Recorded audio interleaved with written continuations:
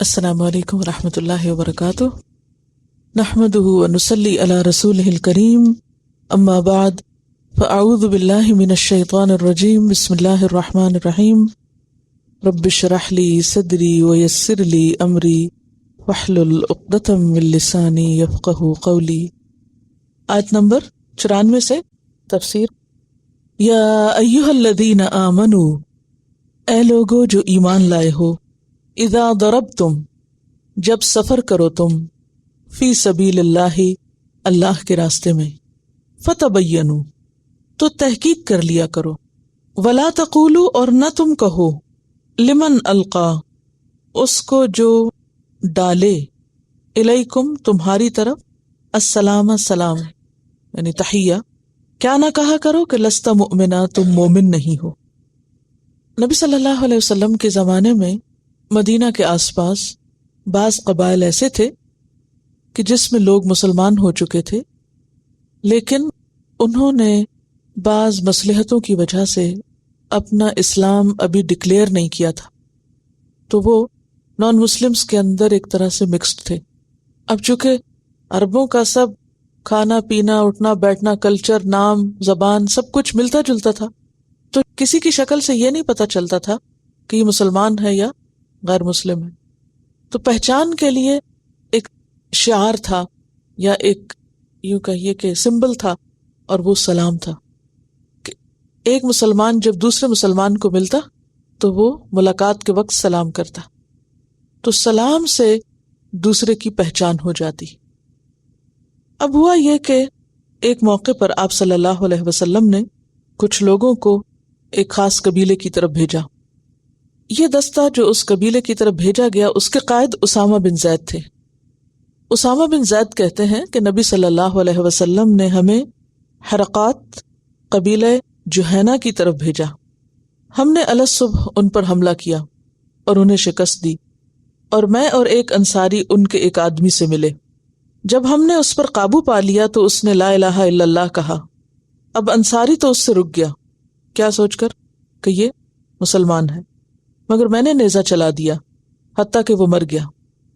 جب ہم واپس آئے تو یہ بات نبی صلی اللہ علیہ وسلم تک پہنچی، تو آپ نے کہا، اسامہ، کیا تو نے لا الہ الا اللہ کہنے کے بعد اسے قتل کیا؟ میں نے کہا، اے اللہ کے رسول صلی اللہ علیہ وسلم، اس نے پناہ چاہنے کے لیے یہ کہا تھا، یعنی موت سے بچنے کے لیے۔ آپ نے پھر فرمایا، کیا تو نے اسے لا الہ الا اللہ کہنے کے بعد قتل کیا؟ آپ یہ الفاظ بار بار دہراتے رہے، اور اتنی بار آپ نے یہ الفاظ کہے کہ میں نے خواہش کی کہ میں آج سے پہلے اسلام ہی نہ لایا ہوتا، کہ میں نے کتنا بڑا جرم کیا، کتنی بڑی غلطی کی۔ بعض دوسری روایات میں آتا ہے کہ آپ صلی اللہ علیہ وسلم نے حضرت اسامہ سے پوچھا، کیا تو نے اس کا دل چیر کر دیکھا تھا؟ یعنی تم اس کے دل کے اندر جھانکے تھے کہ وہ محض اپنی جان بچانے کی خاطر لا الہ الا اللہ کہہ رہا ہے۔ اسی طرح ایک اور روایت میں آتا ہے، حضرت عبداللہ بن عمر فرماتے ہیں کہ حضرت خالد بن ولید نے ایک جنگ میں کافروں کو مارنا شروع کیا، حالانکہ وہ کہہ رہے تھے کہ ہم نے دین بدل لیا، ہم نے دین بدل لیا، یعنی ہم مسلمان ہیں۔ نبی صلی اللہ علیہ وسلم نے جب یہ سنا تو فرمایا، یا اللہ، میں خالد کے اس کام سے بری ذمہ ہوں، یعنی میں نے ایسی کوئی تعلیم نہیں دی کہ کسی ایسے شخص کو جو لا الہ الا اللہ کہے یا اپنے اسلام کا اظہار کرے اور پھر اس کو مارا جائے۔ بعض روایات میں یہ بھی آتا ہے کہ آپ صلی اللہ علیہ وسلم نے بعد میں ایسے مقتولوں کی دیت بھی ادا کی تھی، کہ جو مسلمانوں کے ہاتھوں غلطی سے مارے گئے ان کی دیت بھی دی۔ مقداد بن اسود سے روایت ہے کہ میں نے آپ صلی اللہ علیہ وسلم سے پوچھا، اے اللہ کے رسول، بھلا دیکھیے، اگر میں کسی کافر سے لڑائی کروں اور وہ مجھ سے لڑائی کرے اور اپنی تلوار سے میرا ایک ہاتھ کاٹ دے، پھر مجھ سے بچ کر ایک درخت کے پیچھے چلا جائے اور کہنے لگے کہ میں اللہ کے لیے اسلام لایا، تو اس کے یہ کہنے کے بعد میں اسے قتل کر سکتا ہوں؟ یعنی ہماری آپس میں لڑائی ہو رہی تھی کہ اتنے میں وہ ہٹ گیا اور واپس آ کے کہتا ہے کہ میں اسلام لے آیا ہوں، تو آپ نے فرمایا کہ اسے مت قتل کرو۔ یعنی اگر لڑنے کے بیچ میں بھی وہ کلمہ پڑھ دیتا ہے یا اللہ کا نام لیتا ہے تو مت قتل کرو۔ میں نے کہا، اللہ کے رسول صلی اللہ علیہ وسلم، اس نے میرا ہاتھ کاٹنے کے بعد ایسا کہا تھا، کیا پھر بھی میں اسے قتل نہ کروں؟ آپ نے فرمایا، اسے مت قتل کرو، اگرچہ تجھے اس سے تکلیف پہنچی۔ ورنہ وہ اس مقام پہ آ جائے گا جو تیرے قتل کرنے سے پہلے تیرا مقام تھا، یعنی وہ ظالم تھا اور تم حق پر تھے، اور اگر تو نے کلمہ اسلام کہنے کے بعد اسے قتل کیا تو تم اس کے مقام پہ آ جاؤ گے، یعنی جیسے کہ وہ کافر تھا، یعنی پہلے وہ ظالم تھا تو اب تم ظالم ہو جاؤ گے اور وہ مظلوم ہو جائے گا۔ بات یہ ہے کہ اس سے ایک بہت اہم بات پتہ چلتی ہے کہ ہمیں لوگوں کے ظاہر پہ معاملہ کرنا چاہیے، دلوں کا حال اللہ جانتا ہے۔ کسی کی نیت پر شک کرنے کا اور کسی کے دل کے حال پر کوئی فتویٰ دینے کا ہمیں کوئی اختیار نہیں ہے۔ تو یہاں پر خاص طور پر تاکید کی جا رہی ہے کہ اے لوگو جو ایمان لائے ہو، یہ تمہارے ایمان کا تقاضا ہے کہ تم اپنے معاملات میں احتیاط برتو، خاص طور پر اگر جنگ کے لیے بھی نکلو، فی سبیل اللہ نکلو، تو بھی اچھی طرح تحقیق کر لیا کرو، اور جو شخص تمہیں سلام کرے اسے تم یہ کہنے کے حقدار نہیں ہو کہ تم مسلمان نہیں ہو، تم اسے کافر نہیں کہہ سکتے۔ تبتغون عرض الحیات الدنیا، تبتغون تم چاہتے ہو، عرض سامان، الحیات الدنیا دنیا کی زندگی کا، یعنی تم مال غنیمت چاہتے ہو کہ دوسرے کو مار کر اس کا مال چھین لو۔ فعند اللہ مغانم کثیرہ، تو یاد رکھو کہ اللہ کے پاس بہت سی غنیمتیں ہیں، بہت کچھ ہے۔ تو اس سے یہ پتہ چلتا ہے کہ عام طور پر اس طرح کی حرکات کسی جوش جذبے یا کسی انتقام یا کسی دنیاوی مقاصد کی وجہ سے کی جاتی ہیں، یعنی ایسی جلد بازی کب ہوتی ہے، ایسی ججمنٹس انسان کب دیتا ہے، فلاں کافر ہے، فلاں مسلمان نہیں، فلاں منافق ہے، یہ باتیں کب کی جاتی ہیں؟ جب انسان کے ذہن میں کچھ اور چیزیں ہوتی ہیں، یا تو پس پردہ کچھ دنیاوی مقاصد ہوتے ہیں کہ کسی کے اسلام سے اس کو کچھ نقصان پہنچ رہا ہے۔ مثلا اس موقع پر کیا نقصان کہ ایک شخص اگر لڑتے لڑتے یہ کہہ دے میں مسلمان ہوں، تو آپ کو اپنا ہاتھ روکنا ہے۔ آپ دیکھ رہے ہیں کہ اگر میں اس کو مار دوں تو اس کا بہت سا سامان میرے ہاتھ آئے گا، تو آپ کہتے ہیں کہ میں اس کا اسلام قبول نہیں کرتا اور اسے مار کے اس کا مال غنیمت اٹھا لیتے ہیں۔ تو اس کا مطلب یہ ہے کہ آپ نے محض اس وجہ سے اس کا اسلام قبول نہیں کیا کہ آپ کی نظر اس کے مال پر تھی۔ تو اسلام میں تو کوئی جنگ مال کے لیے کی ہی نہیں جاتی، ہر جنگ جو ہے وہ فی سبیل اللہ ہوتی ہے، اللہ کے نام کی بلندی کے لیے ہوتی ہے، مال غنیمت کے لیے نہیں ہوتی، نہ مال غنیمت، نہ کشور کشائی، نہ جھنڈے لہرانے کے لیے۔ تو فرمایا تبتغون عرض الحیات الدنیا، کیونکہ جس شخص کے دل میں خدا کا خوف ہو اور جو آخرت کے لیے سب کچھ کر رہا ہو، وہ تو ایسی بات سنتے ہی معاملہ اللہ کے سپرد کر دے گا اور اپنا ہاتھ روک لے گا، اپنی زبان روک لے گا، کہ جب ایک شخص نے کہہ دیا تو بس کہہ دیا۔ حتیٰ کہ اگر کوئی جھوٹ بھی کہہ دے، کوئی جھوٹی قسم بھی کھا لے، تو آپ کو کیا کرنا ہے؟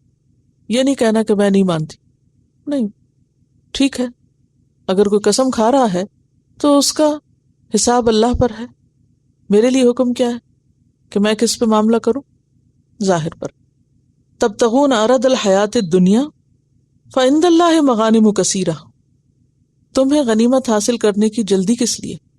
تم صبر تو کرو، انتظار تو کرو، تمہاری ان کوششوں کا بدلہ تمہیں کتنی بہترین شکل میں ملے گا۔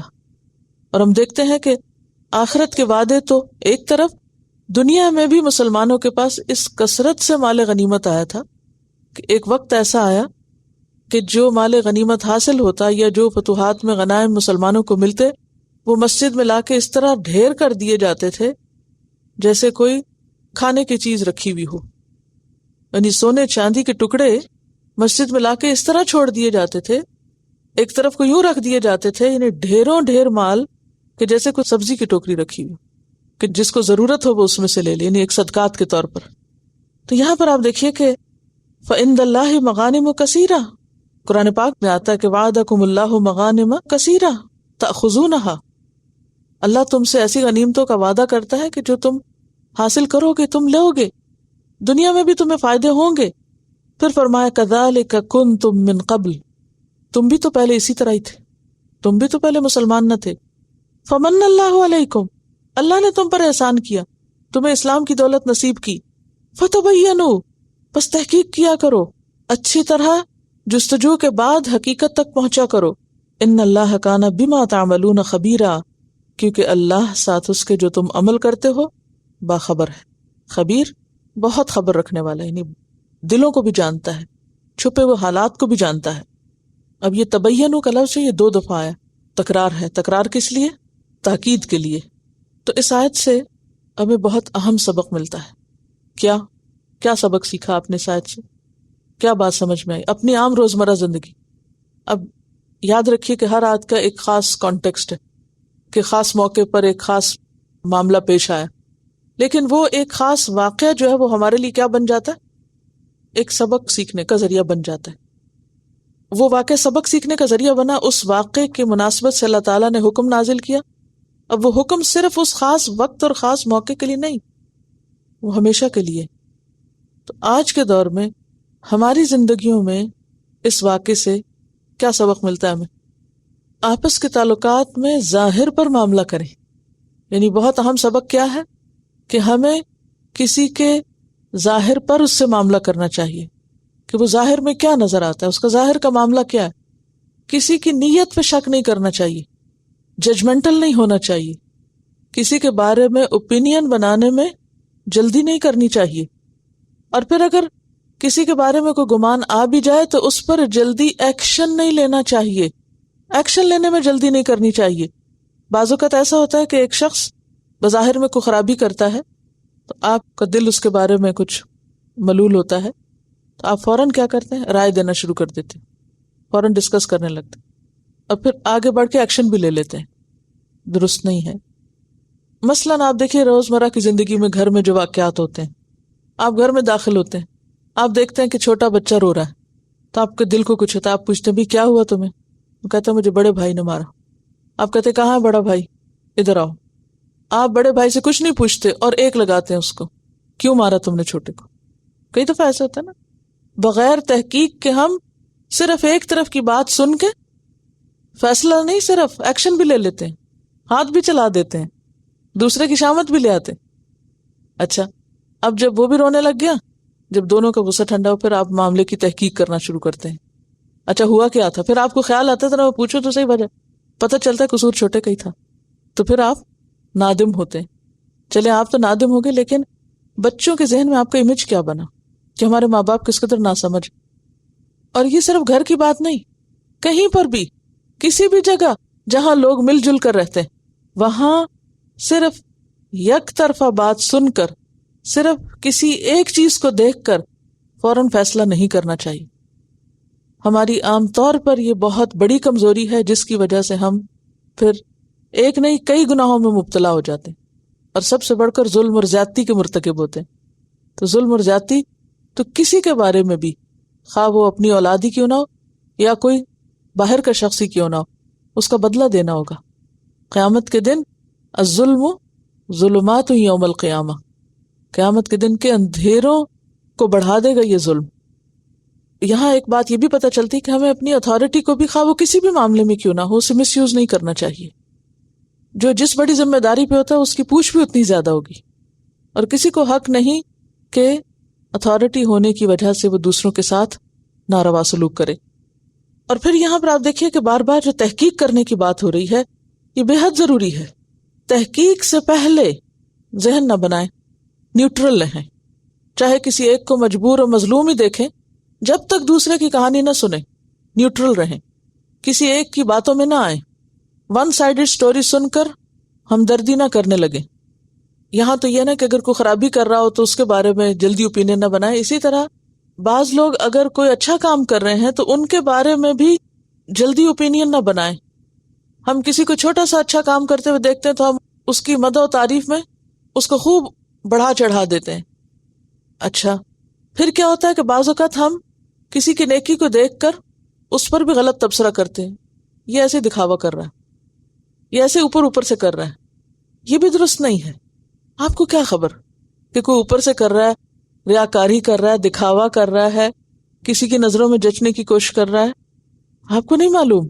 تو اس سے پتہ یہ چلتا ہے کہ تقویٰ دراصل محتاط زندگی کا نام ہے. اور محتاط زندگی کیا ہے؟ کہ انسان اپنی سوچ پر سب سے پہلے کنٹرول رکھے، جلد اوپینین نہ بنائے کسی کے بارے میں، اور اگر بن بھی جائے کچھ تو ایکشن نہ لے. آگے نہ بڑھے.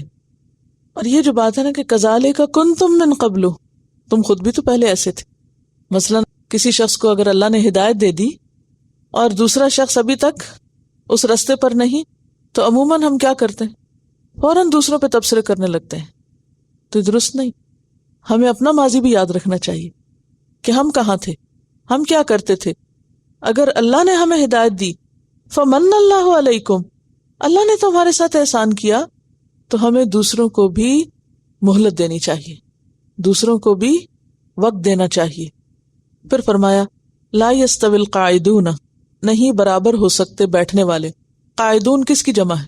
قاعد کیا ہے؟ فاعل یا اسم فاعل؟ فاعل کے وزن پر ہے، اس کو کیا کہیں گے؟ اسم فاعل. تو قاعدون کیوں لگا ہے؟ جمع ہے. واو نون کس کی علامت ہے؟ دیکھیں نا، قاعد اگر واو نون کے اوپر ہاتھ رکھیں، ذرا رکھیں آپ، پیچھے کیا بچا؟ القاعد. ٹھیک ہے. قاعد کس کے وزن پر ہے؟ فاعل کے وزن پر. فے الف فاعل، فاعل. قاعد ساؤنڈ ایک ہی جیسی ہے نا، فاعل قاعد ایک ہی جیسی ساؤنڈ. تو فاعل کے وزن پر قاعد ہے جو کہ اسم فاعل ہے، اور واو نون کس چیز کی لگی ہوئی ہے؟ جمع کی. تو نہیں برابر ہو سکتے. یستوی کا روٹ کیا ہے؟ سین واو، یہ سواؤن. نہیں برابر ہو سکتے بیٹھنے والے. من المؤمنین، مومنوں میں سے. مؤمنین کس کی جمع ہے؟ مؤمن کی. ٹھیک ہے. لا یستوی القاعدون من المؤمنین، نہیں برابر ہو سکتے بیٹھ رہنے والے مومنوں میں سے. غیر سوائے اولی الضرر، اولی کا کیا معنی ہوتا ہے؟ والا. پیچھے آپ پڑھ چکے نا، اولو الالباب اور اولو الابصار، اولو الامر. تو کبھی یہ اولی آتا ہے، کبھی اولو آتا ہے. اولو پیش کو ظاہر کرتا ہے اور اولی زیر کو. اولی الضرر، ضرر کیا ہوتا ہے؟ دواد رے رے، ضرر تکلیف، نقصان، نقصان والے. تو انسانوں میں نقصان والے کون ہو سکتے ہیں؟ معذور لوگ. مراد ہیں یہاں جسمانی نقصان والے، یعنی معذور لوگ. یا ذہنی نقصان بھی ہو سکتا ہے، وہ بھی جسم میں ہی ہوتا ہے نا، ذہن بھی. یعنی یا تو کسی معذوری کا شکار ہیں، یا پھر ایسے بیمار ہیں، بیماری کی وجہ سے جسم کو نقصان پہنچا ہوا، یا بڑھاپا ہے. تو بوڑھے شخص کو بھی ضرر پہنچا ہوتا ہے نا، اپنی پوری طاقت میں نہیں ہوتا. تو لا یستوی القاعدون من المؤمنین، مومنوں میں سے بیٹھ رہنے والے برابر نہیں ہوتے. کس کے؟ والمجاہدون فی سبیل اللہ، اللہ کے راستے میں جہاد کرنے والوں کے. اب مجاہدون کیا ہے؟ جمع ہے. کس کی؟ مجاہد کی. مجاہد کون ہوتا ہے؟ جہاد کرنے والا. جہاد کرنے والا اور بیٹھنے والا برابر نہیں ہے، یہ کہا جا رہا ہے. غیر اولی الضرر کو آپ اگر ودن ڈیش رکھ کے دیکھیں تو یوں پڑھیں ذرا سا سمجھنے کے لیے. لا یستوی القاعدون من المؤمنین والمجاہدون فی سبیل اللہ باموالہم وانفسہم، کہ اللہ کے راستے میں اپنے مالوں اور جانوں سے جہاد کرنے والے اور بیٹھ رہنے والے برابر نہیں. ہاں اگر بیٹھنے والے معذور ہیں، اٹھ نہیں سکتے، ان کے پاس جسمانی طاقت نہیں، ان کے پاس مال نہیں، لیکن نیت اور ارادہ بہت ہے، جذبہ بہت ہے، خواہ وہ گھر بیٹھے ہوئے ہیں، پھر بھی ان کو کس کے برابر اجر ملے گا؟ بیٹھنے والوں کے یا مجاہدوں کے؟ مجاہدوں کے. کیوں؟ کیونکہ انہیں عذر نے روکا ہوا ہے، مجبوری کی وجہ سے رکے ہوئے ہیں. اگر یہ مجبوری نہ ہوتی تو وہ انہی میں شریک ہوتے جو اللہ کے راستے میں سخت محنت کرنے والے ہیں. اس آیت سے کیا بات پتہ چل رہی ہے؟ کیا سبق سیکھ رہے ہیں آپ؟ دیکھیے بہت اہم آیت ہے اور آپ سے بھی متعلق ہے. ایمان والے دو قسم کے ہوتے ہیں. ایمان والے دو قسم کے ہوتے ہیں. ایک وہ لوگ ہوتے ہیں جو ایمان لا کر بیٹھ رہتے ہیں، آرام کی زندگی بسر کرتے ہیں، اور بس اپنے خاموشی سے فرائض پورے کرتے رہتے ہیں. کیسے؟ نماز پڑھ لی، روزہ رکھ لیا، حج کر لیا، زکوٰۃ دے دی، اور کسی کی مدد کر دی، حرام سے بچ گئے، گناہوں سے بچے. اللہ اللہ خیر صلاح، بہت اچھی بات ہے. نیک ہیں، متقی ہیں، پرہیزگار ہیں، ٹھیک ہے، اچھے لوگ ہیں، ثواب ہے ان کو. لیکن دوسری طرف مومنوں کی ایک اور قسم ہے.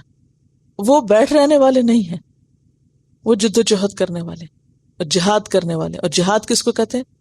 فعال کے وزن پر utmost struggle، یعنی ان کی زندگی متحرک زندگی ہے، سخت محنتی لوگ ہیں، ہر وقت کچھ کرنے میں لگے ہوئے ہیں.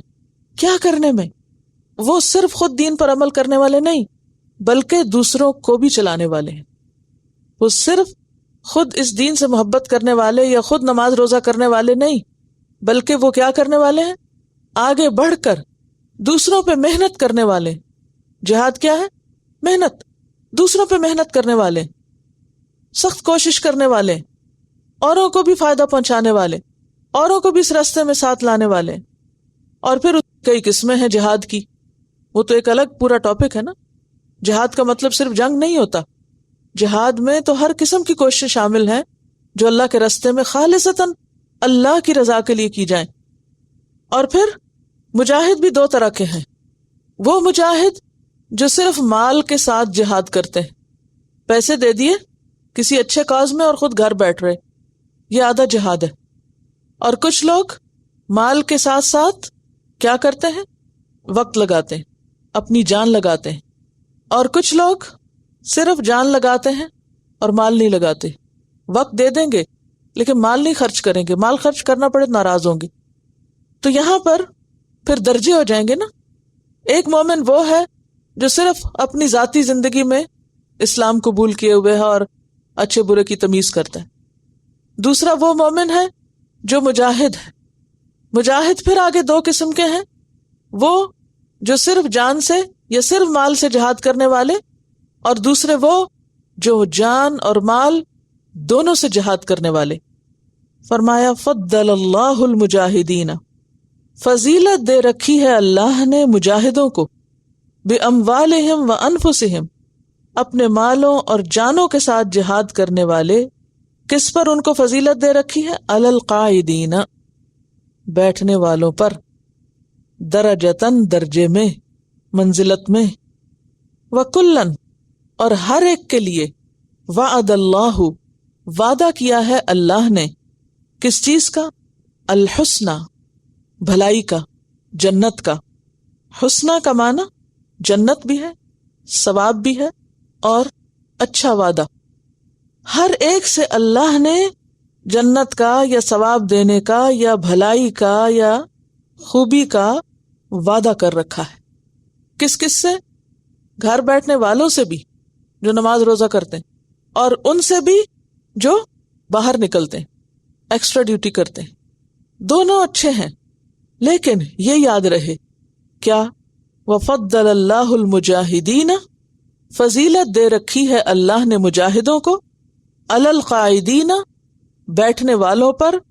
کس کی فضیلت؟ اجرًا عظیما، اجر عظیم کی.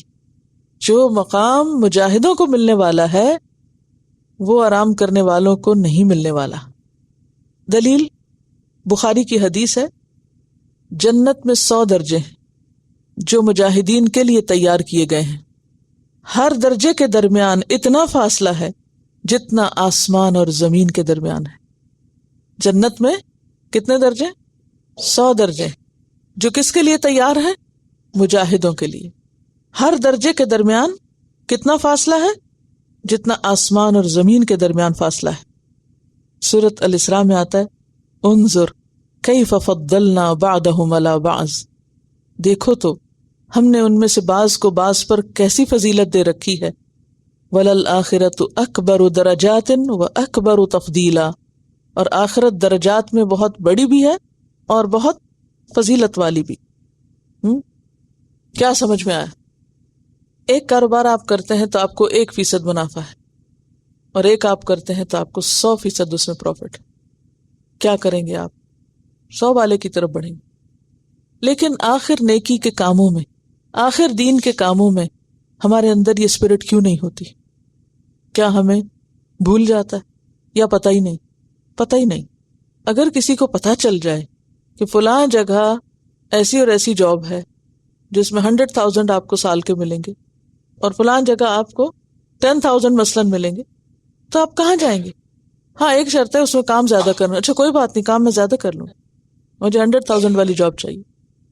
لیکن جب دین کا معاملہ آتا ہے تو ہم میں سے ہر ایک کیوں پریفر کرتا ہے کہ بس جو میں کر رہا ہوں اتنا کافی ہے. اکثر لوگ آپ کو بھی بلیم کرتے ہوں گے، کیا عورتوں پر یہ سب پڑھنا پڑھانا فرض ہے؟ یہ اوروں کو نیکی کی تلقین کرنا اور اوروں کو ہدایت دینا اور یہ درس تدریس کرنا اور یہ بھاگے بھاگے پھرنا اور ایک ایک گھر میں فون کرنا اور ایک ایک کو نکال کے لانا اور ادھر گاڑی دوڑانا اور ادھر دوڑانا اور ادھر نیند خراب کرنا، کیا ضرورت ہے ان سب چیزوں کی؟ آرام سے بیٹھے. اور کبھی کبھی شیطان دل میں ڈالتا ہے نا، دیکھو باقی لوگ کتنے امن امان سے گھر بیٹھے، وقت پہ اپنی نماز پوری کرتے ہیں، اپنا صدقہ خیرات کرتے ہیں، سکھ سے رہتے ہیں اور نیکیاں کما رہے ہیں، جنت میں بھی چلے ہی جائیں گے وہ. ہمیں آخر کیا ہو گیا؟ ہم نے کیوں اپنے آپ کو اتنی مشقت میں ڈال لیا؟ دوسرے بھی بہت کہتے ہیں کہ کیوں اپنے آپ کو ہلاک کر رہے ہو. اس میں آپ دیکھیے کہ ایک یہ تھا کہ اس وقت بھی آپ گھر بیٹھ کے پڑھتے، پیل ٹاک پہ آپ پڑھ سکتے تھے، لیکن آپ میں سے کچھ لوگ ساری فیسلٹی ہوتے ہوئے، کچھ لوگ تو اولے درر میں آ جاتے ہیں نا، ان کے پاس چانسز ہی نہیں ہے، موقع ہی نہیں ہے، آ ہی نہیں سکتے. وہ تو ایک الگ بات ہے کہ پھر وہ جو انہیں ملا اسی پہ گزارا کر رہے ہیں. کچھ لوگوں کے پاس موقع ہے بھی تو صرف سستی کے مارے گھر بیٹھ کے پڑھتے ہیں، اور کون اتنی تکلیف اٹھائے اور گھر سے نکلے اور پھر جا کے سیکھے. ٹھیک ہے گھر میں آپ سیکھ سکتے ہیں، لیکن وہ جو آپ ایک ماحول کے اندر رہ کے ایک دوسرے سے سیکھتے ہیں، کوئی آپ سے زیادہ بہتر کام کر رہا ہے، اس کو دیکھ کے آپ کا اور شوق بڑھ رہا ہے، تو وہ گھر بیٹھ کے نہیں سیکھا جا سکتا. کچھ لوگ قریب ہوتے ہوئے بھی نہیں پہنچتے، گاڑی بھی ہے، سہولتیں بھی ہیں، بچے بھی بڑے ہو چکے ہیں، اتنا کام بھی کوئی نہیں ہے، صرف کیا ہے کہ اب کون آدھے گھنٹے کی ڈرائیو کرے، کون پیٹرول خرچ کرے، آرام سے گھر ہی کیوں نہ بیٹھ جائیں. لیکن کیا ہوتا ہے جب آپ اکیلے ہوتے ہیں، جب آپ کو کوئی دیکھنے والا نہیں ہوتا تو خود سے خود کام کرانا اور زیادہ مشکل ہو جاتا ہے.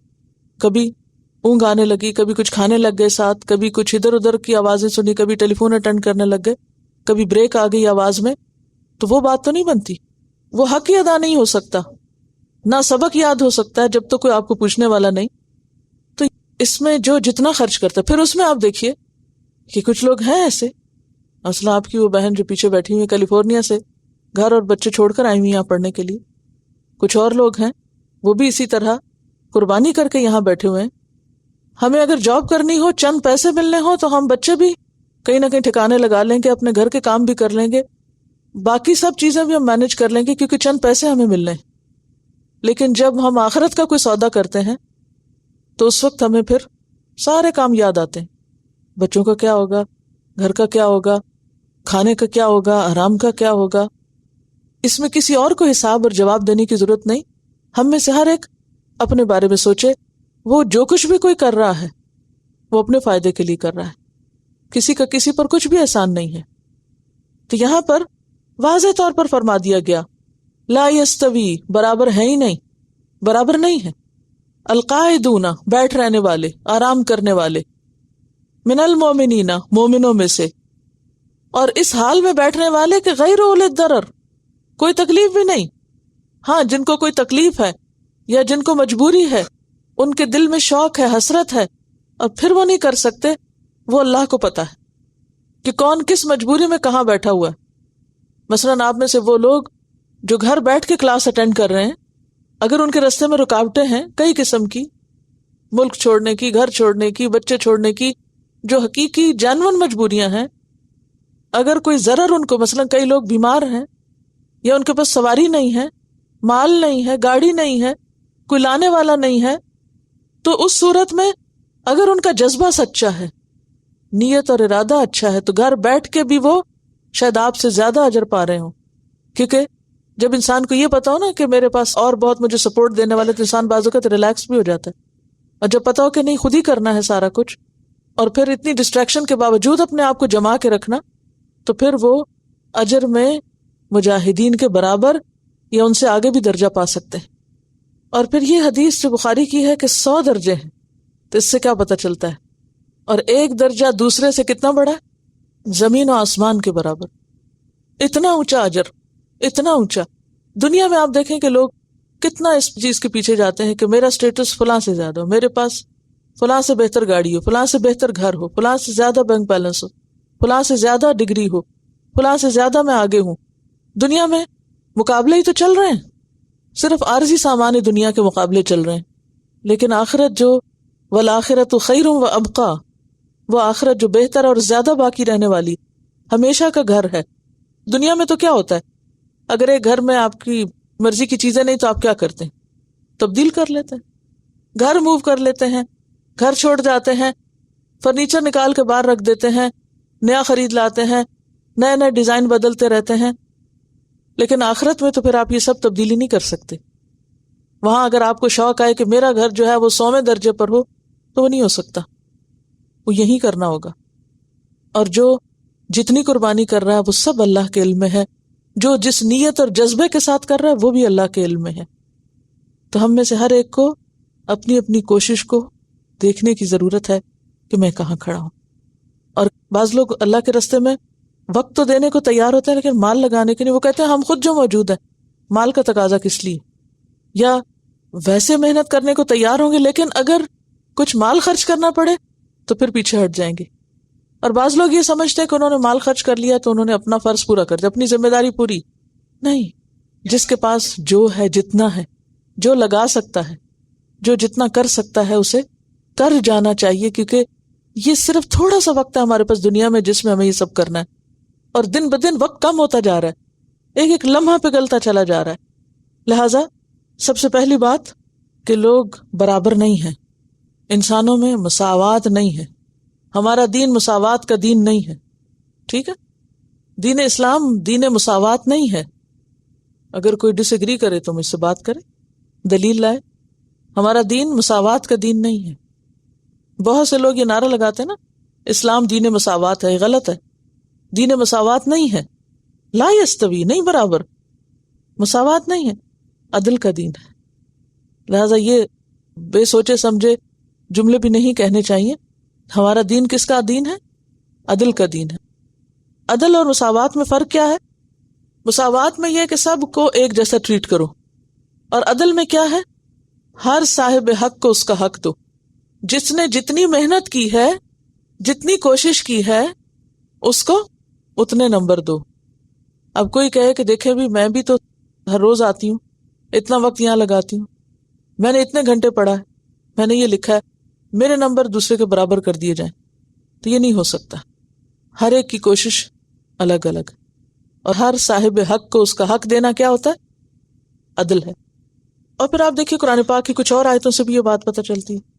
مثلا هل يستوي الذين يعلمون والذين لا يعلمون، کیا معنی ہے اس آیت کا؟ کیا وہ لوگ جو علم رکھتے ہیں ان کے برابر ہو سکتے ہیں جو علم نہیں رکھتے؟ یعنی عالم اور جاہل برابر نہیں ہو سکتا۔ پھر اسی طرح ایک اور جگہ پر آتا ہے لا يستوي منكم من انفق من قبل الفتح وقاتل، کہ جس نے فتح سے پہلے یعنی فتح مکہ سے پہلے خرچ کیا اور جنگ کی اللہ کے راستے میں، وہ اور وہ لوگ جو فتح مکہ کے بعد مسلمان ہوئے اور اللہ کے راستے میں خرچ کیا، وہ برابر نہیں ہے۔ جن لوگوں نے اس وقت دین کے لیے قربانی کی جب دین کو کوئی ترقی نہیں تھی، جب کوئی ناموری نہیں تھی، تو ان کی چھوٹی چھوٹی قربانیاں بھی بہت بڑی، حتیٰ کہ ایک موقع پر آپ نے فرمایا تھا کہ اگر تم میں سے کوئی احد پہاڑ جتنا بھی سونا خرچ کر لے تو ان کے اجر کو نہیں پہنچ سکتا، کیونکہ انہوں نے ایسے وقت میں قربانی کی تھی۔ اور ایک اور بڑی اہم بات یہ پتہ چلتی ہے کہ اگر کسی شخص کی نیت سچی ہے، اس کے اندر تڑپ ہے، لیکن مواقع نہیں ہے، تو گھر بیٹھ کے بھی اس کو کتنا اجر ملے گا؟ برابر ملے گا مجاہدوں کے۔ اس میں دلیل ہے اس حدیث کی کہ آپ صلی اللہ علیہ وسلم نے فرمایا ان بالمدینۃ اقواما، مدینہ میں کچھ لوگ ہیں، ما سرتم مسیرا، کوئی جگہ تم نہیں چلے، ولا قطعتم من واد، اور نہ کوئی وادی تم نے طے کی، الا وہم معکم، مگر وہ تمہارے ساتھ ہیں۔ یعنی مدینہ میں کچھ لوگ پیچھے ایسے ہیں کہ تم جہاں کہیں گئے اور جو وادی بھی تم نے عبور کی وہ تمہارے ساتھ تھے، اس میں وہ تھے مدینہ میں، لیکن ہر جگہ تمہارے ساتھ تھے۔ کس چیز میں ساتھ تھے؟ فزیکلی ساتھ نہیں تھے۔ ساتھ ہونے کا مطلب فزیکلی ساتھ ہونا نہیں، کہاں ساتھ تھے؟ اپنی نیت کے ساتھ تمہارے ساتھ تھے اور اپنے تصورات میں تمہارے ساتھ تھے، لہٰذا اجر میں تمہارے برابر ہیں، گھر بیٹھ کے تمہارے برابر ہیں اجر میں۔ لوگوں نے کہا وَهُمْ بِالْمَدِينَةِ یا رسول اللہ، وہ تو مدینہ میں ہے اللہ کے رسول صلی اللہ علیہ وسلم، اور پھر بھی وہ ہمارے برابر؟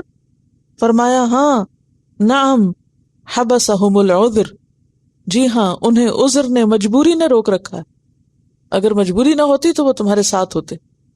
اب یاد ہے نا غزوہ تبوک کے موقع پر کچھ لوگ آئے اور ان کے پاس سواری نہیں تھی اور وہ پھر بھی جانا چاہتے تھے.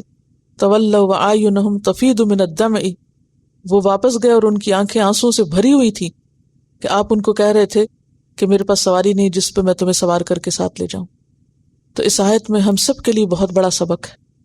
یہ زندگی آرام کے لیے نہیں ملی، یہ زندگی عیش و عشرت کے لیے نہیں ملی، یہ زندگی کام کے لیے ملی. اور کام میں انسان کبھی بھی اپنی کوشش سے راضی نہ ہو، نیور. کبھی یہ نہ سمجھے میں نے حق ادا کر دیا اور میں بہت اعلیٰ مقام پہ. ہمیشہ نیکی میں، کام میں اپنے سے اوپر والوں کو دیکھے، اپنے سے آگے والوں کو دیکھے کہ اس شخص نے اتنا کیا، میں نے کیا کیا. جب آپ اپنے سے نیچے والوں کو دیکھتے ہیں تو پھر کیا پیدا ہوتا ہے دل میں؟ فخر اور تکبر. میں تو بہت اچھا ہوں، میں نے تو اتنا کچھ کر لیا اور فلاں تو کچھ بھی نہیں کر رہا. نہیں، ہمیشہ یہ دیکھیں کہ مجھ سے زیادہ کس نے کیا ہے اور پھر اس کو فالو کریں. بخاری کی ایک اور حدیث سے بھی ہمیں پتہ چلتا ہے.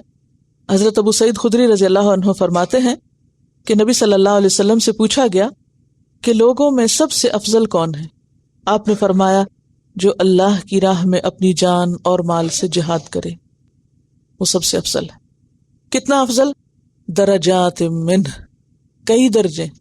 درجات کا مطلب کئی درجے، منہ اس کی طرف سے یا اس کے پاس. ومغفرتن، اور بخشش بھی. مغفرت کس سے نکلا ہے؟ غفرہ سے. غفرہ کا کیا معنی ہوتا ہے؟ مغفر کس کو کہتے ہیں؟ ہیلمٹ کی طرح کا جو جنگ میں سر کی چوٹ سے بچنے کے لیے پہنا جاتا ہے. آپ صلی اللہ علیہ وسلم نے کب پہنا تھا؟ جنگ احد میں، جس کی 2 کڑیاں پھر آپ کے چہرہ مبارک میں چلی گئی تھی. تو مغفرت ڈھانپنے سے، یعنی گناہوں کو ڈھانپ دیا جائے گا. ایسے لوگوں کی کمزوریاں اور غلطیاں اور گناہ ڈھانپ دیے جائیں گے. ورحمہ، اور رحمت. رحمت سے مراد کیا ہوتا ہے پھر؟ جنت. اور رحمت جو انسان کے لیے اس کی آخری منزل ہے. وَكَانَ اللَّهُ غَفُورًا رَحِيمًا، اور ہے اللہ غفور الرحیم، وہ بخشنے والا ہے، مہربان ہے. اب دیکھیے کہ کیا خوبصورت انداز ہے نا. ایک ہی آیت میں پیچھے فرمایا مغفرت اور رحمت اور آگے فرمایا غفور الرحیم. ان الذین توفاہم الملائکۃ، بے شک وہ لوگ فوت کرتے ہیں ان کو فرشتے. توفاہم پیچھے آپ پڑھ چکے نا، کیا روٹ ہے توفا کا؟ واو فے یہ وفا، پورا پورا لے لینا، فوت کر دینا. اننا جو ہے نا یہ تاکید کے لیے آیا. بے شک وہ لوگ، یقیناً وہ لوگ کہ ان کو فرشتے فوت کرتے ہیں. ملائکہ کس کی جمع ہے؟ ملک کی. ملک کا روٹ کیا ہے؟ حمزہ لام کاف، الک. الک جو ہے الوکا سے ہے. الوکا کہتے ہیں رسالت کو، پیغام لانا. جسے آتا ہے نا من الملائکۃ رسلا، اور فرشتوں میں سے کچھ پیغام لانے والے ہیں. ملائکہ کس چیز سے بنے؟ نور سے. ان کے جسم کیسے ہیں؟ لطیف. لطیف اجسام ہے. لطیف کا کیا مطلب ہے؟ یعنی مادی نہیں. ایک ہوتا ہے مادی، جیسے ہمارا جسم کیا ہے؟ مادی ہے. اور روح کیا ہے؟ لطیف چیز. تو ان کے جسم لطیف ہیں اور ملائکہ عالم الغیب سے تعلق رکھتے ہیں. ہم ان کے بارے میں صرف اتنا جانتے ہیں جتنا اللہ نے ہمیں بتا دیا. اس سے آگے بڑھ کر ان کے بارے میں کوئی تصور قائم کرنا درست نہیں. مثلا کیا تصور قائم کرنا کہ وہ بیٹیاں ہیں یا بیٹے ہیں یا مذکر ہیں یا مؤنث ہیں. جتنا بتا دیا گیا بس اتنا ہی ہمارے لیے کافی ہے. لیکن اتنا ہمیں پتہ چلتا ہے کہ ملائکہ باتیں بھی کرتے ہیں اور ملائکہ دعائیں بھی کرتے ہیں اور استغفار بھی کرتے ہیں اور سجدے بھی کرتے ہیں اور رکوع بھی کرتے ہیں. ان کے کچھ افعال جو ہیں وہ ہمیں بتائے گئے ہیں قرآن و سنت میں. اسی طرح فرشتوں کے کاموں میں سے ایک کام انسانوں کی روح قبض کرنا ہے. اصل میں بتانا آپ کو یہ مقصود تھا کہ فرشتوں کے جو کام ہیں مختلف، ان میں سے ایک کام کیا ہے؟ انسانوں کی جان نکالنا. تو بے شک وہ لوگ، فرشتے ان کی جان نکالتے ہیں، ان کی روح قبض کرتے ہیں. اور وہ انسان اس حال میں ہوتے ہیں کہ ظالمی انفسہم، اپنی جان پہ ظلم کرنے والے. ظالمی اصل میں ظالمین تھا. تو ظالمین کا سنگولر کیا ہے؟ اور ظالم کس کے وزن پر ہے؟ فاعل. اور معنی کیا ہوگا؟ ظلم کرنے والا. فاعل کون ہوتا ہے؟ کام کرنے والا. تو ظالمی انفسہم، جو اپنے نفسوں پہ، اپنی جانوں پر ظلم کر رہے ہوتے ہیں. اپنی جان پر سب سے بڑا ظلم کیا ہے؟ ڈائٹنگ، نہ سونا، امتحان دینا، گناہ کرنا. ہم سیلف پٹی کا شکار کب ہوتے ہیں؟ جب ہم کبھی بیمار ہوں مثلاً، یا یہ کہ ہمیں وہ نہ ملے جو ہم چاہتے ہیں، یا پھر کب خود پہ ترس کھاتے ہیں، بہت جہاد کرنا پڑے، بہت کام کرنا پڑے، حالات ہماری مرضی کے خلاف ہوں، تو پھر ہم اپنے آپ کو بڑا مظلوم سمجھتے ہیں. ہماری خواہشات کے خلاف جب کچھ ہو تو ہم اس وقت سمجھتے ہیں کہ ہمارے اوپر بہت ظلم ہو رہا ہے. یا ہم اپنے آپ سے بہت کام کسی وقت لے لیں تو پھر ہم کیا کہتے ہیں، میں نے اپنے آپ پہ بڑا ظلم کیا ہے، بہت زیادہ کام کیا آج میں نے. تو یہ ظلم نہیں ہے. یہ کیا ہے؟ خود سے کام کرانا خود پہ ظلم نہیں ہے. ظلم کیا ہے؟ گناہ کرنا، اللہ کی نافرمانی کرانا، اس جسم سے، ہاتھوں سے غلط کام کرانا، یا آنکھوں سے کرانا، یا زبان سے کرانا. تو مراد یہاں مرنے والوں کی حالت ہے کہ وہ خود پہ ظلم کر رہے تھے. کیا ظلم کر رہے تھے؟ اس کے بارے میں بخاری میں آتا ہے کہ مکہ میں کچھ مسلمان ایسے تھے جو مشرکوں کا ساتھ دیتے اور مقابلے کے وقت ان کی جمعیت بڑھاتے. پھر مسلمانوں کی طرف سے کوئی تیر ان کو لگ جاتا، یا کسی کو تلوار لگتی اور وہ زخمی ہو جاتا یا مر جاتا، تو ایسے ہی لوگوں کے بارے میں یہ آیت نازل ہوئی. کیا مطلب؟ کس کے بارے میں آیت نازل ہوئی؟ مکہ میں کچھ لوگ ایسے تھے جو مسلمان تو ہو گئے تھے، ہجرت نہیں کی تھی، انہوں نے اسلام ڈکلیئر بھی نہیں کیا تھا، جسے پیچھے بھی میں نے ذکر کیا.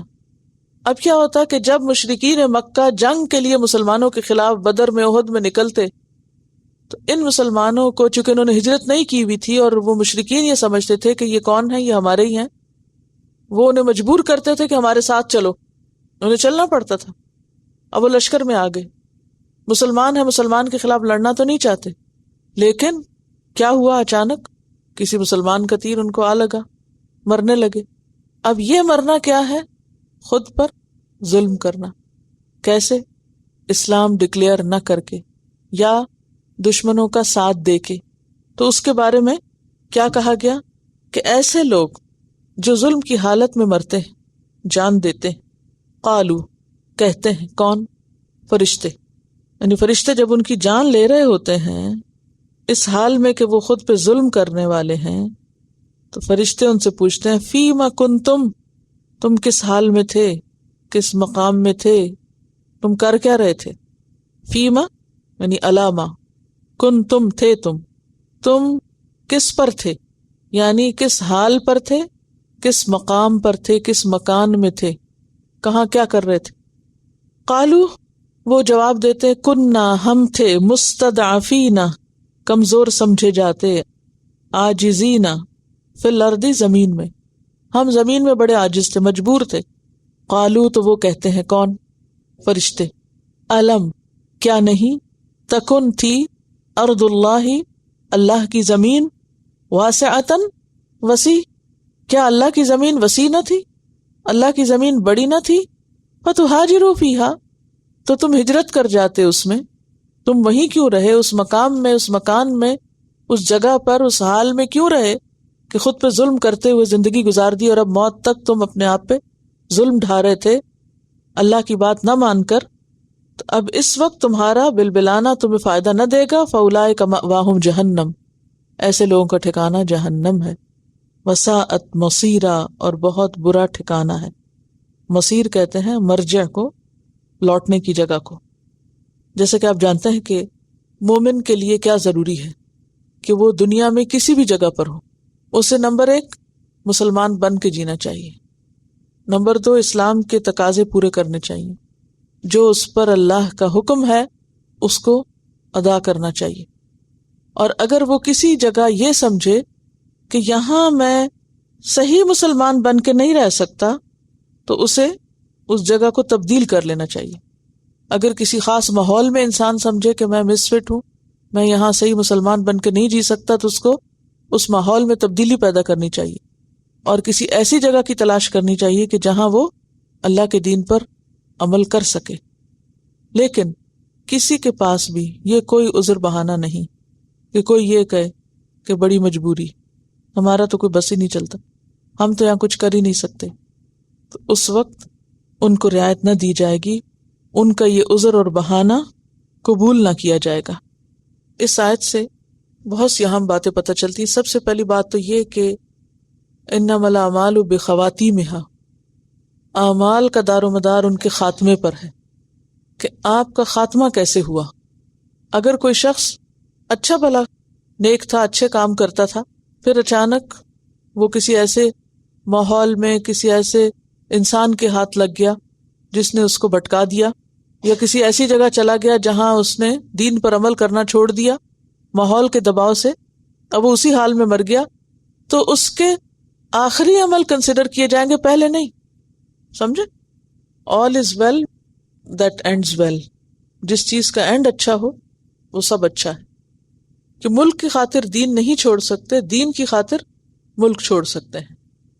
یہ بہت عام بہانہ ہے ہم سب کا کہ جب ہم کسی بھی وجہ سے دین پہ عمل نہیں کرتے تو کہتے ہیں یہاں یہ ہو نہیں سکتا، یہاں یہ نہیں کر سکتے، یہ پاسبل نہیں۔ تو مومن سے یہ عذر قابل قبول نہیں۔ مثلا بعض لوگ ایسی جابز میں ہوتے ہیں کہ جہاں نماز نہیں پڑھ سکتے، حالانکہ بعض مسلمان اسی قسم کی جابز میں نماز پڑھ بھی سکتے ہیں، اپنے ایمان کی مضبوطی کی وجہ سے وہ اپنے لیے جگہ بنا لیتے ہیں، اپنا حق لے لیتے ہیں۔ لیکن بعض لوگ جو خود ہی نہیں پڑھنا چاہتے وہ کیا کہتے ہیں؟ پڑھ ہی نہیں سکتے، سارے دن کی نمازیں اکٹھی پڑھتے ہیں۔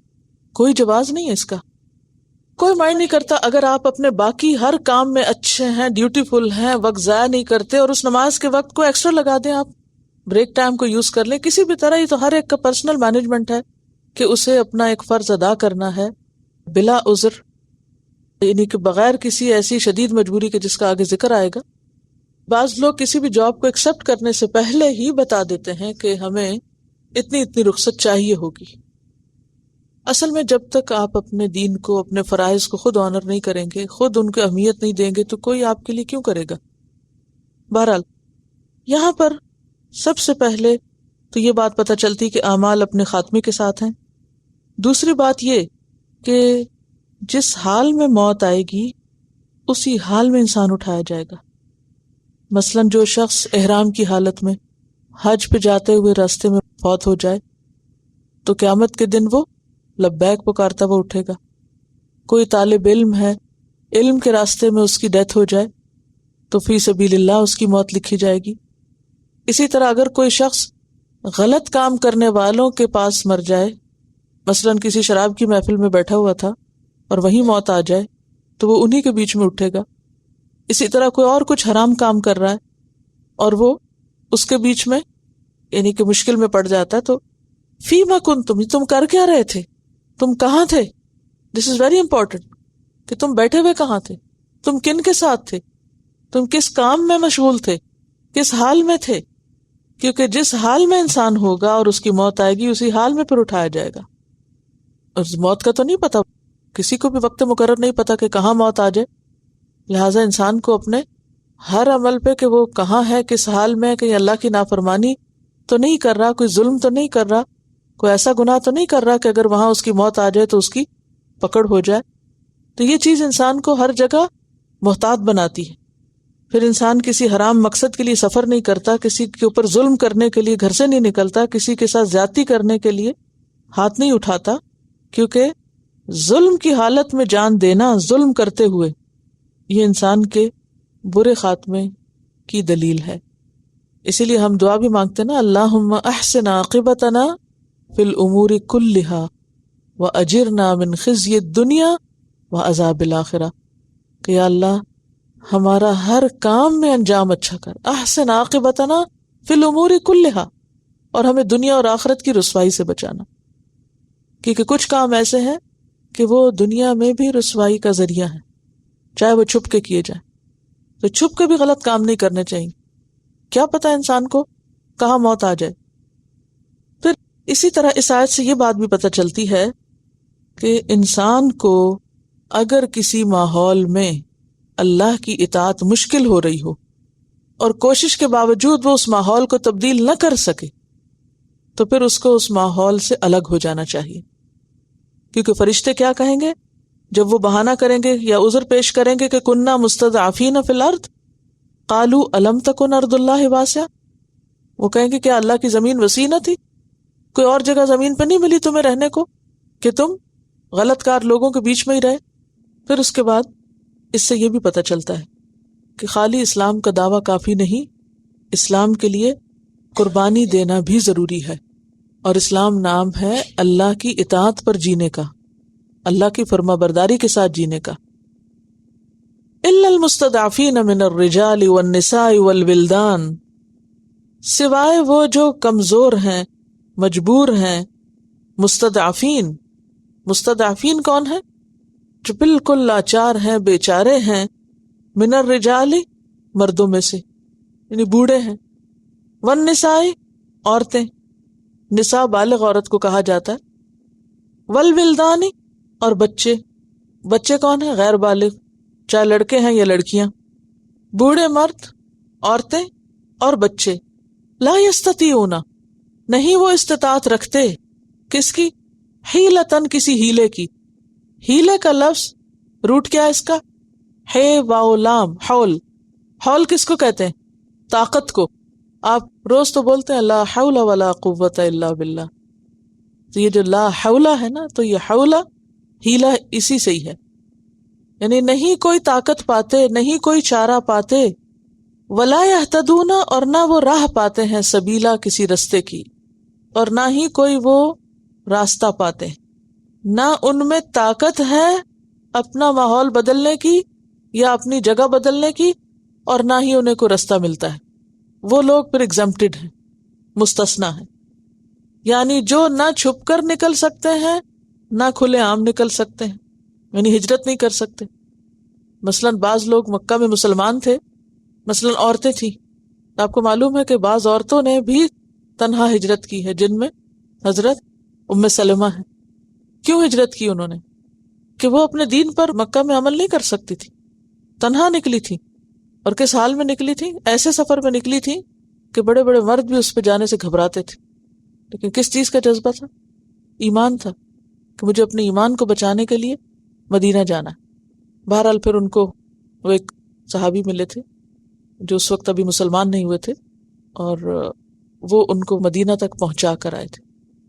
تو حضرت ام سلمہ ان کی بہت تعریف کیا کرتی تھی کہ دور جاہلیت میں بھی وہ شخص جو تھا وہ بہت ہی صاحب مروت تھا، کہ اس نے نظر اٹھا کے میری طرف نہیں دیکھا، اور پورا سفر طے کروا کے مدینہ کے پاس چھوڑ کے خود واپس آ گئے. عثمان بن طلحہ تھے شاید. جی. تو الا المستضعفین من الرجال والنساء والولدان، بوڑھے مرد، لاچار، مجبور، معذور، جن میں ہمت نہیں، طاقت نہیں، کوئی رستہ نہیں پتا، نہ وہ کوئی ہیلا کر سکتے. ہیلا کیا ہوتا ہے؟ کوئی ذریعہ ان کے پاس نہیں، نہ وہ چھپ کے نکل سکتے ہیں، نہ وہ کھلے عام نکل سکتے ہیں، اور نہ ان کو رستہ آتا ہے. ولا یہتدون سبیلا، پتہ ہی نہیں جانا کدھر ہے اور کہاں جانا ہے. کیونکہ ایک جگہ سے دوسری جگہ جانے کے لیے کئی چیزیں درکار ہوتی ہیں. مثلا آپ ایسے ہی تو نہیں کہ آپ دیکھیں کہ ماحول بڑا خراب ہے تو آپ سامان باندھے اور اٹھ کھڑے ہو گاڑی لے کر. پہلے یہ دیکھیں نا جانا کہاں ہے، اور جہاں جانا ہے وہاں کا رستہ کیا ہے. جی، وہاں کے لیے اور جو ریکوائرمنٹس ہیں وہ بھی پوری کریں. اب مثلا کوئی کہے کہ میرے لیے مکہ بہت اچھی جگہ ہے، وہاں اللہ کا گھر ہے اور میں سمجھتی ہوں وہاں میں اپنا ایمان بچا سکتی ہوں، تو مجھے مکہ جانا ہے. پھر کیسے جا سکتے ہیں آپ کو ویزا ملے گا تو آپ جائیں گے، وہاں کو رہنے دے گا تو رہیں گے نا. نہیں رہ سکتے، چارہ ہی نہیں ہے، ہیلا ہی نہیں ہے آپ کے پاس، کوئی ویزا ہی نہیں ہے. تو ہیلے میں کیا آتا ہے؟ وہ ذریعہ، وہ وسیلہ جسے آپ اختیار کر کے اپنی منزل تک پہنچ سکیں. تو ایسے لوگ جن کے پاس کوئی چارہ نہیں، کوئی رستہ نہیں، کہیں جانے کا ویزا یا پرمٹ نہیں، تو وہ پھر ایگزمپٹڈ ہیں، ان کی پوچھ نہیں ہوگی. وہ جس حد تک اپنے ماحول میں رہ کے جو کر سکتے وہ کر سکتے. پھر اس میں آپ دیکھیے کہ النساء کی خاص طور پر بات ہے، عورتیں. کیونکہ عورتیں یا تو اپنے والدین کے تابع ہوتی ہیں یا شوہر کے تابع ہوتی ہیں. ایک عورت جتنی بھی صاحب ایمان ہو، جتنا بھی وہ نیکی کا ماحول چاہتی ہو، اگر اس کا شوہر یا اس کے گھر والے اس کے لیے وہ سب فراہم نہیں کرتے یا ساتھ نہیں دیتے تو وہ مجبور سمجھی جائے گی. پھر اس پر پوچھ نہیں، پھر دوسروں پر پوچھ. حضرت ابن عباس کہتے ہیں کہ میں اور میری ماں ایسے ہی لوگوں میں سے تھے جنہیں اللہ نے معذور رکھا. ان کی ماں النساء میں سے تھی اور یہ خود الولدان میں سے تھے. تو یہاں ایک سوال پیدا ہوتا ہے کہ کیا کسی کام کے لیے ہیلا جائز ہے؟ ہیلے سے کام لے سکتے ہیں؟ ہیلا بہانہ کر سکتے ہیں؟ کیونکہ یہاں پر یہ کہا جا رہا ہے کہ ان کے پاس کوئی ہیلا ہی نہیں ہے، تو کیا ہیلا جائز ہے پھر؟ اگر ہیلا کسی نیکی کے کام کے لیے کیا جا رہا ہے اور جائز کام ہے اور جائز طریقہ بھی ہے تو ٹھیک ہے، اور اگر غلط کام کے لیے آپ کریں، مثلاً آپ اسائنمنٹ نہیں کر کے لائے اور آپ کو معلوم ہے کہ آپ نے وقت ضائع کیا ہے اور آپ بہانہ کر دیتے ہیں مثلاً مہمانوں کا یا کسی اور چیز کا، تو آپ خود جانتے ہیں کہ آپ کیا کہہ رہے ہیں. تو ایسے بہانے کرنا، ایسے عذر پیش کرنا جو حقیقت پر مبنی نہ ہو، جو غلط ہوں، یا ایسے ہتھ کنڈے اختیار کرنا نیکی کے کام سے بچنے کے لیے، تو وہ اللہ کے یہاں قابل قبول نہیں. لیکن وہ عذر اور وہ ہیلا جس سے آپ ایک صحیح چیز کو اختیار کر سکیں، مثلاً مکہ کے اندر جو مجبور لوگ تھے ان کے لیے کیا ہیلا نہیں تھا، مثلاً یعنی کسی بھی حال میں نہیں نکل سکتے. ہیلا حال سے بھی ہے نا، یعنی کوئی طریقہ، کوئی چارہ، کوئی حال تھا ہی نہیں، نہ چھپ کے نکل سکتے تھے اور نہ ظاہری نکل سکتے تھے. فَأُولَئِکَ، تو یہی لوگ، عَسَى اللَّهُ، امید ہے کہ اللہ، ان یعفو عنہم، ان کو معاف کر دے. ایسے لوگوں کو اللہ تعالی معاف کر دے گا. وَكَانَ اللَّهُ عَفُوًّا غَفُورًا، اور ہے اللہ معاف کرنے والا، بخشش فرمانے والا. وَمَن يُهَاجِرْ فِي سَبِيلِ اللَّهِ، اور جو اللہ کے راستے میں ہجرت کرے گا. ہجرت کیا ہوتی ہے؟ ایک ملک چھوڑ کر دوسرے ملک میں جانا. کس لیے؟ صرف اللہ کے لیے. یعنی امید ہے، یعنی یقین دہانی نہیں کرائے گی، امید دلائے گی. امید کس لیے؟ کہ پھر انسان ایسا پر امید نہ ہو جائے کہ اس سے یعنی ایسا ایڈوانٹیج لینے لگے. لیکن ایک بات ہے کہ عصا کا لفظ میں نے آپ کو پہلے بتایا تھا، جب اللہ کے لیے ہوتا ہے تو اس میں پوری امید، یعنی امید کا پہلو غالب ہوتا ہے، یعنی یقینی بات ہوتی ہے ایک طرح سے. لیکن انا کا لفظ استعمال نہیں کیا گیا تاکہ لوگ پھر بھی پھول کے نہ بیٹھ جائیں کہ بس ٹھیک ہے، سب ہم کو جان کے کر رہے ہیں، ہماری مجبوری ہے. یعنی جو چیز مجبوری نہیں اس کو بھی مجبوری نہ بنا لے. وَمَن يُهَاجِرْ فِي سَبِيلِ اللَّهِ، اور اس کے ساتھ ہی کہہ دیا گیا جو اللہ کے راستے میں ہجرت کرے گا، اپنا گھر بار وطن چھوڑے گا صرف اللہ کی خاطر، کسی دنیاوی مفاد کے لیے نہیں. یجد فی الارض، وہ پائے گا زمین میں، یعنی جہاں بھی نکلے گا. مراغمن کثیرن، مراغمن پناہ گاہیں، کثیرن بہت سی، وسعتن اور وسعت. جو اللہ کے راستے میں نکلے گا وہ زمین میں بہت سی پناہ گاہ پائے گا. مراغم کا لفظ جو ہے یہ رے غین میم سے ہے. رغم انفہ کا معنی ہوتا ہے کسی کا ناک خاک آلود ہونا. را غین میم کا کیا معنی ہوتا ہے؟ مٹی، گرد و غبار. تو اسی سے لفظ مراغم ہے، اور ہم نے ترجمہ کیا مراغم کا کہ اس کو پناہ کی جگہ ملے گی. تو مٹی والا تصور کیا ہے؟ یعنی اس کے دشمنوں کی ناک خاک آلود ہوگی، اس کے دشمن ذلیل و نامراد ہوں گے. ٹھیک ہے؟ کیسے؟ مثلاً آپ مکہ کے حالات کو سامنے رکھیے کہ مشرکین مسلمانوں پہ بہت ظلم و ستم کر رہے تھے. وہ وہاں سے نکل کر کہاں چلے گئے؟ مدینہ چلے گئے. وہاں مسلمانوں کا استقبال ہوا، یاد ہے؟ استقبال ہوا تھا نا نبی صلی اللہ علیہ وسلم کا آپ کے ساتھ. تو مکہ میں آپ دیکھیے کہ نبی صلی اللہ علیہ وسلم اور آپ کے ساتھی جو تھے مشکل میں تھے، پسے ہوئے تھے، طرح طرح کی تکلیفیں تھیں، حتیٰ کہ جان کا خطرہ ہو گیا تھا. لیکن جب آپ مدینہ تشریف لے گئے تو کیا ہوا؟ کیسا استقبال ہوا؟ پرجوش استقبال ہوا، لوگوں نے ہاتھوں ہاتھ لیا. اب ان کا یہ پرجوش استقبال دیکھ کے ان کے وہ دشمن جو ان کو ستایا کرتے تھے ان کا حال کیا ہوا ہوگا؟ یہ جان کر کے مسلمانوں کو اتنی اچھی پناہ گاہ مل گئی ہے، خاک آلود ہوئے، ذلیل ہوئے، رسوا ہوئے. تو جو شخص دین کے راستے پہ چلتا ہے اسے پتا ہونا چاہیے کہ اس زندگی میں جہاں مکہ ہے وہاں مدینہ بھی ہے. لیکن مدینہ کس کو ملتا ہے؟ جو مکہ چھوڑنے پہ راضی ہو جائے، باوجود اس کے کہ اسے مکہ سے بہت محبت ہو. جیسے نبی صلی اللہ علیہ وسلم جب مکہ چھوڑ رہے تھے تو کیا فرما رہے تھے؟ پلٹ کے دیکھ رہے تھے اور رو رہے تھے اور فرما رہے تھے کہ مجھے اس شہر سے بڑھ کر کوئی چیز پیاری نہیں، یا کوئی جگہ ایسی عزیز نہیں جیسے اے مکہ تو مجھے عزیز ہے. اگر تیرے رہنے والے مجھے یہاں سے نہ نکالتے تو میں کبھی نہ نکلتا، کبھی نہ جاتا یہ جگہ چھوڑ کر. لیکن جب انہوں نے اللہ کی خاطر وہ جگہ چھوڑ دی باوجود اس کے کہ اس جگہ سے ان کو محبت تھی، تو اللہ تعالیٰ نے ان کے لیے مدینہ والے لوگ پیدا کر دیے جنہیں نبی صلی اللہ علیہ وسلم اپنی جان، مال اور ہر چیز سے زیادہ پیارے تھے، اور انہوں نے ان کا شاندار طریقے سے استقبال کیا۔ تو یہی یہاں بتانا مقصود ہے کہ جو اللہ کی خاطر ہجرت کرے گا اللہ اس کو بہترین پناہ گاہ دے گا۔ وسع، سع وسعت سے، لیکن یہاں واو وسعت کی نہیں ہے، واو الگ ہے۔ سعتن کا معنی ہے وسعت، وسعت بھی دے گا۔ کس چیز میں وسعت دے گا؟ دین میں وسعت، رزق میں وسعت، تنگی میں وسعت، یعنی تنگی جو مکہ میں تھی وہ مدینہ کی وسعت میں بدل جائے گی۔ ومن یخرج، اور جو نکلے گا، من بیتہ، اپنے گھر سے، مہاجرن الی اللہ، اللہ کی طرف ہجرت کرنے کے لیے، ورسولہ، اور اس کے رسول کی طرف، ثم یدرکہ الموت، پھر پالے اس کو موت۔ وہ نکلا تو گھر سے اس نیت سے کہ میں جا ملوں اللہ کے رسول صلی اللہ علیہ وسلم کو مدینہ میں، اور اللہ سے مراد کیا ہے کہ دل میں خالص جذبہ اللہ کی خاطر تھا، اللہ کے حکم سے نکلا تھا، لیکن مدینہ پہنچ نہ سکا۔ کیا ہوا؟ مدینہ پہنچ نہ سکا، راستے میں ہی موت آ گئی۔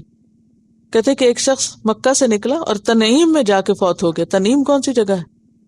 جہاں پر مشہور مسجد عائشہ ہے، جہاں حرم کی حدود ختم ہوتی ہے نا، تو وہاں اس کے فوراً بعد ہے۔ تو لوگوں نے کہا ہائے بیچارہ، نکلا تو تھا اللہ کے راستے میں، یہ پہنچ ہی نہیں سکا اپنے اصل مقام پہ، اس کا اجر مارا گیا۔ تو اللہ تعالیٰ نے فرمایا نہیں، مارا نہیں گیا، جو ایک دفعہ نکل چکا، فقد وقع اجرہ علی اللہ، اس کا اجر اللہ کے ذمے ثابت ہو گیا، واقع ہو گیا۔ وقع کا کیا معنی؟ واقع ہو گیا، یعنی ثابت ہو گیا۔ اجرہ یعنی ثوابہ، اس کا اجر اور ثواب اللہ کے ذمے لازم ہو گیا۔ وکان اللہ غفور الرحیم، اور ہے اللہ غفور الرحیم۔ تو اس آیت سے بہت اہم سبق ہمیں یہ ملتا ہے کہ جو شخص اللہ کی خاطر کچھ چھوڑتا ہے اللہ اس کو اس سے بہتر معاوضہ دیتا ہے، صرف آخرت میں نہیں، دنیا میں بھی۔ اگرچہ وقتی طور پر اس کا بہت نقصان ہوتا ہے، وقتی طور پر اس کے لیے بہت تکلیف ہوتی ہے، کیونکہ انسان جس جگہ پر رہ رہا ہوتا ہے وہاں اس کی ایک جذباتی اٹیچمنٹ بھی ہوتی ہے، اس کو سہولت بھی ہوتی ہے، یہ یوزڈ ٹو بھی ہو جاتا ہے، بہت سی چیزوں کا عادی ہو جاتا ہے۔ پھر اس کے بعد ان ساری کمفرٹس کو چھوڑ کر کوئی دوسری جگہ اختیار کرتا ہے، اور اس سے مراد ملک بھی چھوڑنا ہو سکتا ہے، شہر چھوڑنا ہو سکتا ہے، کوئی جگہ چھوڑنا ہو سکتا ہے، کوئی ماحول تبدیل کرنا ہو سکتا ہے، کوئی دوستوں کا سرکل تبدیل کرنا ہو سکتا ہے، کوئی اپنی بری عادات کو چھوڑنا ہو سکتا ہے، کیونکہ ایک حدیث میں آتا ہے کہ مہاجر کون ہے؟ من ہاجر ما نہی اللہ عنہ، جس نے وہ چھوڑ دیا جسے اللہ نے منع کیا تھا۔ کوئی شخص سگریٹ چھوڑ دیتا ہے، شراب چھوڑ دیتا ہے، یا کوئی بھی بری عادت، کوئی نشہ چھوڑ دیتا ہے، وہ بھی ایک طرح سے کیا کر رہا ہوتا ہے؟ ہجرت کر رہا ہوتا ہے۔ یعنی اس نے ایک برائی کو چھوڑ کر، ایک برے ماحول کو چھوڑ کر، ایک بری عادت کو چھوڑ کر ایک اچھی عادت اختیار کر لی۔ تو یہ سب ہجرت کی قسمیں ہیں، لیکن اصل ہجرت وہی ہے جو مکہ سے مدینہ کی طرف ہوتی ہے، یا اس طرح کے حالات میں اس جیسی، اور چھوٹے سے چھوٹا درجہ کسی بھی برائی کو چھوڑ کر نیکی کی طرف آنا ہجرت کہلاتا ہے۔ تو جو شخص اللہ کی خاطر ایسا کرتا ہے، وقتی طور پہ اس کو نقصان ہوتا ہے، لیکن اللہ تعالیٰ اس کے لیے اس سے بہتر راستے نکال دیتا ہے۔ مثلاً اگر کوئی شخص اپنا ایک غلط کاروبار چھوڑتا ہے، کوئی حرام کام چھوڑتا ہے، تو وقتی طور پر کیا ہوتا ہے؟ بعض اوقات بہت کرائسس میں آ جاتا ہے انسان دنیا کی کمفرٹ چھوڑ کر، لیکن اس کو یہاں یقین دہانی کرائی جا رہی ہے کہ تم اللہ کے وعدے پہ یقین رکھو، اللہ تمہیں اس سے زیادہ بہتر معاوضہ عطا کرے گا، مراغمن کثیرن ملے گا، وسعتن اور وسعت بھی مل جائے گی، لیکن اس کے لیے انتظار شرط ہے۔ جیسے حدیث میں آتا ہے نا، وَعْلَمْ أَنَّ النَّصْرَ مَعَ الصَّبْرِ، جان لو کہ مدد کس کے ساتھ ہے؟ صبر کے ساتھ ہے۔ ان النصر مع الصبر، کامیابی صبر کے بغیر نہیں ہوتی۔ وان الفرج مع الکرب، اور وسعت کس کے ساتھ ہوتی ہے؟ تنگی کے ساتھ۔ فان مع العسر یسرا، ان مع العسر یسرا۔ اور پھر آپ دیکھیے کہ وکان اللہ غفور الرحیم، اللہ بخشنے والا مہربان ہے۔ وہ حدیث میں آتا نا، ہجرت ان سارے گناہوں کو ختم کر دیتی ہے جو انسان سے پہلے ہوتے ہیں۔ یعنی ہجرت کی وجہ سے نہ صرف یہ کہ دنیا میں بہتر معاوضہ ملتا ہے بلکہ انسان کے گناہ بھی ختم ہو جاتے ہیں. جس طرح توبہ سے گناہ معاف ہوتے ہیں اسی طرح ہجرت سے بھی گناہ معاف ہو جاتے ہیں. پچھلے سارے غلط کام جو کہیں انسان نے کیے ہوں اس ہجرت کی وجہ سے وہ سب صاف ہو جاتے ہیں. شرط یہ کہ انسان ان چیزوں کو واقعی اللہ کی خاطر چھوڑے. پھر اس میں آپ دیکھیے کہ ایک مشہور واقعہ ہے کہ ایک شخص جس نے 99 قتل کیے تھے اور پھر اس نے جب کسی سے پوچھا کہ میری بخشش ہوگی تو کہا نہیں ہوگی. اس نے اس کو بھی کر کے 100 پورے کر دی. 100 لوگوں کا قاتل جب اپنی برائی سے تنگ آ کے برائی چھوڑنا چاہتا تھا تو اس کو کیا مشورہ دیا گیا؟ کیا کرو؟ ماحول تبدیل کرو. کیا تبدیل کرو؟ ماحول تبدیل کرو. اس نے کہا کیا کروں؟ کہا وہ فلاں جگہ پر نیک لوگ رہتے ہیں تم بھی ان میں جا بیٹھو. اپنے یہ دوست یہ سارا انوائرمنٹ چھوڑو وہاں ان کے پاس جا کے بیٹھو. اس نے کہا ٹھیک ہے میں تیار ہوں کیونکہ میں اس برائی سے باہر نکلنا چاہتا ہوں. اب جب وہ نکلا اور جا رہا تھا تو رستے میں ہی اس کی موت کا وقت آ گیا.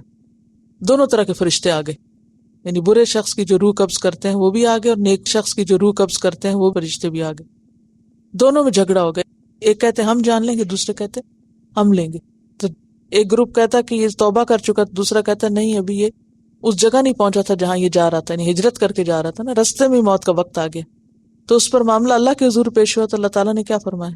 زمین ناپ لو, یعنی جس طرف کا فاصلہ کم ہے اس کے فرشتے جان لے لیں. تو ابھی اس نے کم فاصلہ طے کیا تو پھر برائی کے فرشتے, اور اگر اس نے جہاں پہنچنا وہاں کا فاصلہ کم رہ گیا تو پھر نیکی کے فرشتے. جب ناپی کی زمین تو ایک بالشت کا صرف فرق تھا, صرف ایک بالشت, 2-4 ہاتھ لبے بام رہ گیا. تو وہ ایک بالشت قریب تھا اس زمین کے جہاں وہ جا رہا تھا, ہجرت کر کے بھی پہنچا نہیں. وَمَن يَخْرُجْ مِن بَيْتِهِ مُهَاجِرًا إِلَى اللَّهِ, جو بس نکل بھی پڑا, ابھی اس نے وہ سب پایا نہیں, صرف نکل چکا. فَقَدْ وَقَعَ أَجْرُهُ عَلَى اللَّهِ, کیا بھی کچھ نہیں, صرف زبانی توبہ کر کے ابھی جا رہا ہے اس منزل کی طرف جہاں وہ برائی سے بچ سکے, جہاں اسے وہ شیلٹر مل سکے نیک لوگوں کا, تو اس کا اجر اللہ پہ واقع ہو گیا. تو اس سے کیا پتہ چلتا ہے کہ انسان کو اچھا بننے کے لیے صرف زبانی دعویٰ کافی نہیں, ماحول چاہیے, سپورٹ چاہیے, اور سپورٹ تلاش کرنی چاہیے کہ کہاں مجھے پناہ مل سکتی ہے کہ میں اللہ کے راستے پہ چل سکوں. اسی طرح اگر کوئی دین کا علم حاصل کرنے کے لیے نکلتا ہے یا پھر کسی بھی خیر اور بھلائی کے کام سے نکلتا ہے, اس کا اجر اللہ کے ذمہ ہے. وآخر دعوانا ان الحمد للہ رب العالمین. سبحانک اللہم وبحمدک نشہد ان لا الہ الا انت نستغفرک ونتوب الیک. السلام علیکم ورحمۃ اللہ وبرکاتہ.